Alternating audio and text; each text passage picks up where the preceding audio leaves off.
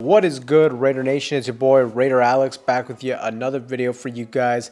Anybody that's new to the channel, you guys love Raider related content just like this, make sure to like, comment, subscribe to the channel. That being said, let's jump right into the topic of this video. Aiden O'Connell film study week 6 versus the Pittsburgh Steelers. Without further ado, let's just jump right into it. On this first rep, we're going to notice how the Steelers are going to have a free rusher right here. And I think Aiden O'Connell does a good job recognizing this and getting the pass off. He shows some good accuracy on this throw across the middle right here.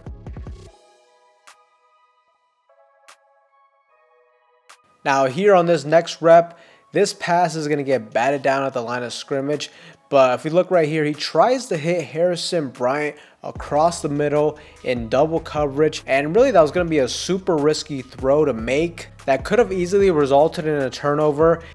It was going to be a hard throw to fit through, so it might have been a blessing in disguise for him that it got batted down at the line of scrimmage right here. But I don't really like this decision, especially early in the ball game, to try to force a throw like this.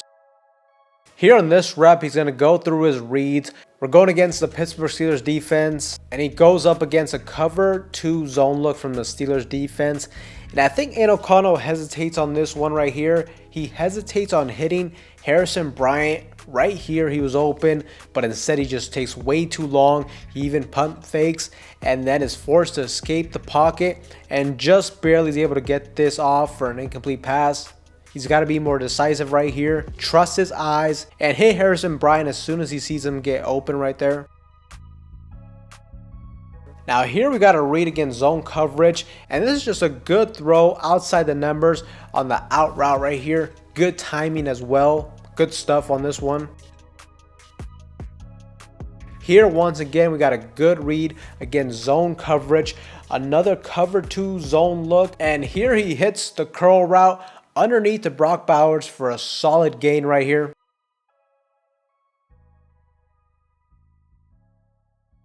Now in this rep, we finally get the Raiders offense opening some things up, getting some deep throws down the field, a cover 3 zone look from the Steelers, and we got Brock Bowers on the post route right here across the middle. And here Aiden O'Connell does a good job identifying this, and he does throw this a bit behind, but Brock Bowers just shows off his great hands, and we get a big play down the field. But unfortunately though, it was called back for a penalty. So this was just a huge mistake, shooting ourselves in the foot right here. And now these next 2 reps don't really have anything to do with Aiden O'Connell, but Luke Getsy right here is gonna call back-to-back halfback dives on a 1st and 20 situation. I mean, talk about having a super conservative game plan right here. Just absolutely mind-boggling. Now on this one, we got another quick underneath route that Aiden O'Connell was able to hit. By analyzing this game, we ran a lot of screen passes and a lot of quick passes like this one. We really didn't give the offense much of a chance to get aggressive down the football field.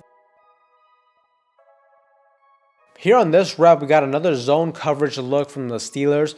And really, Aiden O'Connell has plenty of time in the pocket. A pretty clean pocket right here.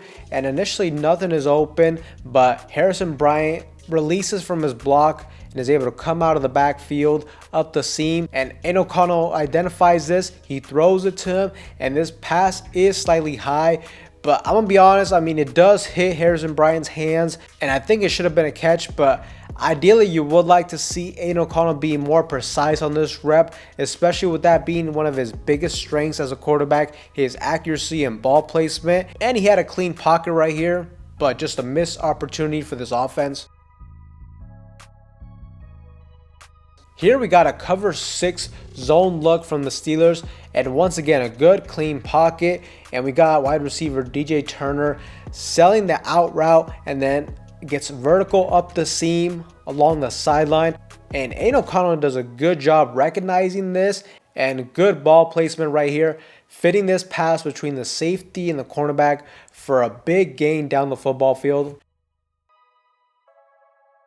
Here on this rep, Aiden O'Connell is going to do a good job going through his reads and getting outside of the pocket. and is able to hit Alexander Madison for the touchdown. But once again, another huge mistake from the Raiders. Another crucial penalty that brings this play back right here. And unfortunately, a couple plays later, TJ Watt was able to strip the ball, and we lost an opportunity to gain a touchdown right here. Big mistake. Here, the Steelers are going to come down with a blitz, and Aiden O'Connell is unable to escape the pressure, or at the very least just throw this pass away, throw the ball away to not give up the sack. But right here, the Raiders are going to give up a big sack, backed up in our own end zone. Here, backed up once again, we got another deep cover 2 zone look from the Steelers.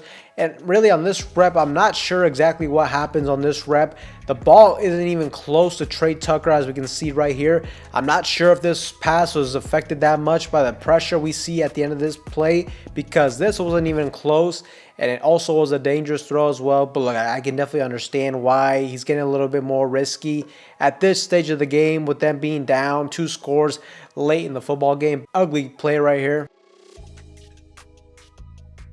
Backed up and down by 2 scores in the 4th quarter, and here we got Aiden O'Connell is going to get very aggressive going against a cover 3 zone look, but this is just like a desperation type of move right here. He throws this into triple coverage, really has no shot, and it turns into an easy interception for the Steelers defense. This play and just this series in general was ugly all the way around. So Raider Nation, those are really the only main plays I wanted to break down. Aiden O'Connell did have another series after this, but this was just in complete garbage time, being down 29-7. It was a lot of soft coverage from the Steelers, a lot of underneath passes. We were able to drive the football down the field and get a touchdown, but really it was meaningless. Not much to analyze right there. But overall, as we can see from this tape, this was a terrible performance by Aiden O'Connell and by this offense in general. Now, a big problem I see with this offense, it definitely starts with the play calling with Luke Getsy. Especially in this game, the play calling was extremely conservative. I mean, Antonio Pierce before the game did stress that he wanted 0 turnovers from Aiden O'Connell being the starting quarterback. And I think you could definitely see that manifested into the play calling. And like I said, it was just extreme, just way too conservative. So many screen passes, so many quick underneath routes, running halfback dives back to back when you're in a 1st and 20 situation. You combine that with crucial penalties, crucial mistakes that left points off the board, and with running backs fumbling the football, this was just a terrible performance all around from this offense. And Aiden O'Connell was definitely inaccurate on some of his throws, but overall it just feels like Antonio Pierce and Luke Getsy had little confidence in Aiden O'Connell. And let's be honest, I mean, you also had some mid players out there at the wide receiver position. I mean, to me, it's a problem if you have Trey Tucker as your #1 wide receiver and DJ Turner. Like, I like DJ Turner and everything, but he's not a starting level wide receiver in my opinion. And also, let's be honest, his offensive line just flat out sucks for the most part. We cannot run the football at all. It's putting us in bad situations where we're getting into these 3rd and long situations. And to me, it's just going to be very hard to see this offense succeed with Aiden O'Connell or with Gardner Minshew this season, with this type of play calling and just all the different deficiencies we have on this offense that start with the offensive line. We lost our best weapon in Devontae Adams. There's nobody on this roster that's going to be able to replace that type of production. We do have something special in Brock Bowers, but it's going to take more than just one player, especially a rookie, to make that big of an impact for this offense. Now, overall, I thought it was a rough outing from Aiden O'Connell and this offense in general, but I'm going to be honest with you, with the Raiders being 2-4, playoffs being a super long shot, I would much rather just see Aiden O'Connell the rest of the season just to get like a full assessment on him as a quarterback. Look, Gardner Minshew, he's a veteran. We know what we have with him. With Aiden O'Connell, though, at least maybe we can see a little bit of upside, see what he has, and ultimately just get a full analysis and assessment on him. That way we have a clear understanding of what we need to do this offseason when it comes to the quarterback position. But I'm going to be honest, he looks like a mid-level quarterback at best to me, and I think it's just hard to win in the National Football League with a mid-level quarterback unless you just have a stacked roster and great coaching, which the Raiders have neither one of these. The state of this offense is very concerning, and I don't really see that changing anytime soon this season. But Raider Nation, let me know what you guys think in the comment section down below of the film study today. What do you think of Aiden O'Connell, and what changes do you think should be made to this offense moving forward? But with that being said, Raider Nation, that's all for you guys in today's video. Anybody that's new to the channel, you guys love Raider related content just like this, make sure to like, comment, subscribe to the channel. That being said, I will see you guys in the next one.